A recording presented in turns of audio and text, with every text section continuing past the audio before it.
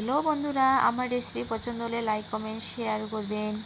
বন্ধুরা, তো আমি ছোলাতে দিয়ে দিচ্ছি পেঁয়াজ, তারপর দিয়ে দিচ্ছি রসুন বাটা, তারপর দিয়ে দিচ্ছি আদা বাটা, আর দিয়ে দিচ্ছি 3টা লঙ্কা, আর দিয়ে দিচ্ছি গরম মশলা, তারপর দিয়ে দিচ্ছি ডালচিনি, সামান্য পরিমাণ ডালচিনির গুঁড়া,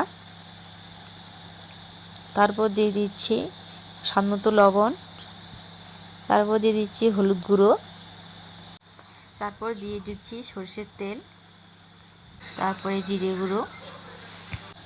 এবার উনানে চাপিয়ে ভালো মতো ভেজে নেব।